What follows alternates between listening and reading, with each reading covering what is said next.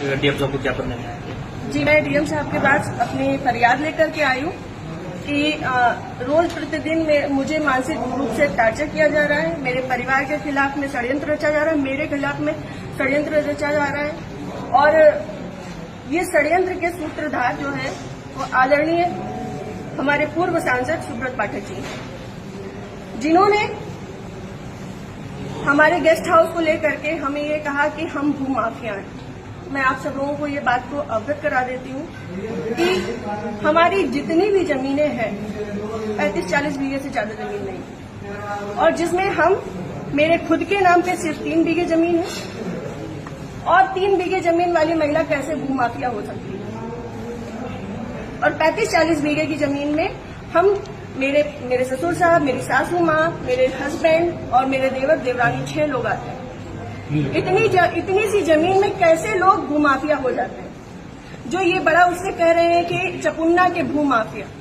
और रही बात मेरे गेस्ट हाउस की, राधा रानी गेस्ट हाउस की, तो आज इन्हें ये पर लग रहा है कि वो हमने सरकारी भूमि में बनाया है, अवैध जमीन पे कब्जा किया है।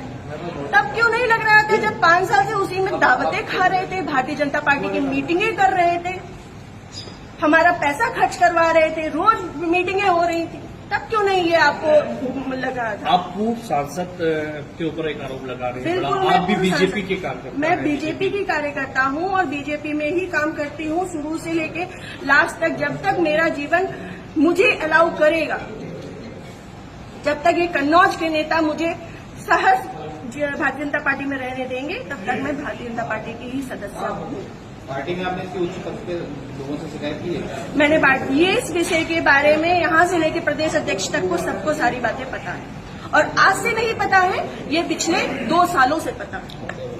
मेरे पिताजी, मेरे ससुर साहब, मेरे हस्बैंड, हम सब लोगों के लिए हत्या तक का मतलब षड्यंत्र रचा जा चुका है, और विगत के चुनाव के निर्णय के बाद ही रचा गया। पिछली 4 जून को रिजल्ट आया है, पिछली 3 जून को ये हमारे गांव गए थे। हमारे गांव जाकर के इन्होंने, हमारे राइवल्स हैं जो, उनके घर जाकर के इन्होंने 2 घंटे की बैठक रखी जिसमें षड्यंत्र रचा गया। और उसके बाद ही उसी दिन इनके एक प्रमुख कार्यकर्ता कहिए, चमचे कहिए, कुछ भी कहिए, वो जीतू त्रिपाठी, उन्होंने मेरे ससुर साहब को फोन किया, जिसकी मैं रिकॉर्डिंग आप सबको भेजूंगी और चाहूंगी कि मीडिया में आप चलाएं। उन्होंने मेरे ससुर साहब को धमकी दी कि अगर चपुन्ना चुनाव नहीं जीता तो आपको 4 तारीख के बाद देख लिया जाएगा। उसके बाद से ये सारा षड्यंत्र रचा गया। क्या चुनाव हरवाने में आपका भी श्रेय जाता है? मैं भारतीय जनता पार्टी, जिस तरीके से वो आरोप लगा रहे हैं, क्या वो कुछ भी कहे, वो तो ये भी कह रहे हैं कि भाई नेहा त्रिपाठी ने 20 लाख रुपए ले लिए थे सपा से, वो तो उनका मुंह है, कुछ भी कह सकते हैं। पर मैं भारतीय जनता पार्टी की कार्यकर्ता हूँ और सभी लोग सोशल मीडिया जानते हैं, चलाते हैं, सभी लोग मेरी आईडी में देख सकते हैं कि मैंने किस तरीके से काम किया है। मैं सुब्रत पाठक के लिए काम नहीं करती, मैं भारतीय जनता पार्टी के लिए काम करती हूँ। आपने प्रशासन और पुलिस से शिकायत की इस बारे में? जी, मैंने पिछली 25 तारीख को प्रशासन पुलिस से शिकायत की थी, जिसमें सीओजी की टीम गठित है और अभी तक कोई भी पकड़ा नहीं गया।